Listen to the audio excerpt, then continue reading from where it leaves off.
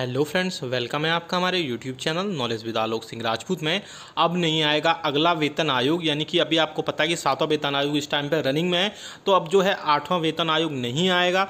अब जो है इस फॉर्मूले से तय होगी आपकी सैलरी और पेंशन, यानी कर्मचारियों की सैलरी और जो है पेंशनर्स की पेंशन जो है अब इस नए फॉर्मूले से तय हो सकती है। हो सकता है आगे आने वाले दिनों में आपको 8वां वेतन आयोग नहीं आएगा। जब आपका 8वां वेतन आयोग यानी नेक्स्ट पे कमीशन नहीं आएगा तो कैसे सैलरी का डिसीजन होगा, पूरा इस वीडियो में डिटेल में बात करने वाले। पूरे वीडियो को लास्ट तक देखिए। ये वीडियो सभी कर्मचारियों और पेंशनर्स के लिए बहुत ही इंपॉर्टेंट होने वाला है।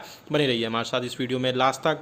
और अगर चैनल पहली बार आए, यानी अगर आपने हमारे चैनल को अभी तक सब्सक्राइब नहीं किया है, तो इस रेड बटन पर प्रेस करके चैनल को सब्सक्राइब कर लीजिए। साथ ही साथ हमारी वीडियोज़ की लेटेस्ट नोटिफिकेशन के लिए आप इस घंटे के निशान को प्रेस करके ऑल नोटिफिकेशन को सेलेक्ट कर लीजिए। तभी आपके पास हमारी वीडियोज़ की लेटेस्ट नोटिफिकेशन आ पाएगी और आप हमारी वीडियोज़ को वॉच कर पाएंगे। आप हमारे चैनल पर central government employees, state government employees, pensioners, family pensioners, defence, postal, railway, डाक सभी टाइप के कर्मचारियों के लिए हम न्यूज़ और इन्फॉर्मेशन लाते रहते हैं। चलिए आपको लेके चलते उस न्यूज़ पर। पूरा डिटेल में आप ध्यान से देखिएगा इस वीडियो को। आप सारी चीज़ें डिटेल में बात करेंगे हम। 7वें वेतन आयोग के तहत सैलरी बढ़ाने के लिए लगातार सरकार से बातचीत कर रहे कर्मचारियों के लिए एक बड़ी चौंकाने वाली खबर आई है। केंद्र की सरकार अब 7वें वेतन आयोग को खत्म करने की तैयारी कर रही है। सूत्रों के मुताबिक 7वें वेतन आयोग के बाद अगला वेतन आयोग नहीं आएगा।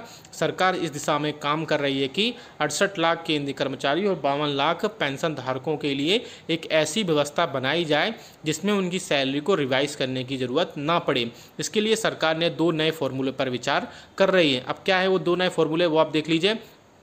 केंद्रीय कर्मचारियों की सैलरी और दूसरे भत्तों को तय करने के बाद वेतन आयोग शायद दोबारा सिफारिशें नहीं दे पाएगा। अभी तक 10 साल में एक बार वेतन आयोग कर्मचारियों की सैलरी और भत्तों को लेकर सिफारिशें लगता है, लेकिन अब सरकार वेतन आयोग की सिफारिशों के बजाय सैलरी रिवीजन के 2 नए फॉर्मूले पर विचार कर रही है। पहला है ऑटोमेटिक पे रिवीजन सिस्टम और दूसरा है एक्रोइड फॉर्मूला। क्या है दोनों फॉर्मूलों में अंतर, वो भी देख लेते हैं हम। सूत्रों के मुताबिक ऑटोमेटिक पे रिवीजन सिस्टम के तहत एक ऐसी व्यवस्था तैयार की जाएगी जिसमें 50% से ज़्यादा डीए होने पर खुद सैलरी खुद ऑटोमेटिक रिवाइज हो जाएगी। वहीं एक्रोइड फॉर्मूले में केंद्रीय कर्मचारियों की सैलरी महंगाई की स्थिति और उनके परफॉर्मेंस से जोड़ दी जाएगी।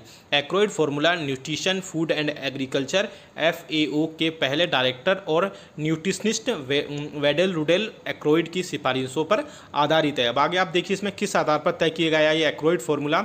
एक्रोइड ने अपनी सिफारिशें भारतीयों के खाने और कपड़ों की ज़रूरत के आधार पर तैयार की हैं। उन्होंने इस बात पर विचार किया है कि कमोडिटी की बदलते कीमतें किस तरह से एक आम आदमी को प्रभावित करती हैं।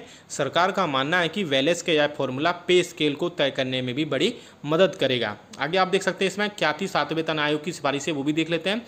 7वें वेतन आयोग की सिफारिशें 28 जून 2016 को मंजूर कर दी गई थी। इसके तहत केंद्रीय कर्मचारियों की न्यूनतम सैलरी को 7,000 रुपये से बढ़ाकर 18,000 रुपये किया गया था। अपनी सिफारिशों में 7वें वेतन आयोग ने यह भी कहा था कि सरकार को सिर्फ 10 साल में एक बार नहीं बल्कि समय समय पर कर्मचारियों की सैलरी को रिवाइज करना चाहिए। आगे आप देख सकते हैं इसमें कि महंगाई इंडेक्स से जुड़ेगी सैलरी। जो है नए वेतन आयोग के पे बैंड और ग्रेड पे के मुताबिक भुगतान कर दिया गया है और एक नया पे मैट्रिक्स डिज़ाइन किया गया है। अगर केंद्र सरकार सभी सिफारिशों को मान लेती है तो केंद्रीय कर्मचारियों की सैलरी और पेंशन को महंगाई इंडेक्स में जोड़ दिया जाएगा। अगर ऐसा सच में होता है तो कर्मचारियों की सैलरी रिवीजन सिस्टम काफ़ी मुश्किल हो जाएगा। तो आपने डिटेल में देखा एक्चुअली क्या था कि सरकार जो है 2 नए फॉर्मूले पर विचार कर रही है। पहला जो फॉर्मूला है मैंने आपको बताया कि ऑटोमेटिक पे रिवीजन सिस्टम है, यानी कि जैसे ही आपका जो डीए यानी महंगाई भत्ता है 50% आपका क्रॉस करेगा तो ऑटोमेटिक आपकी सैलरी को रिवाइज कर दिया जाएगा। और दूसरा है जो है एक्रोइड फॉर्मूला, जो कि काफ़ी अच्छा है।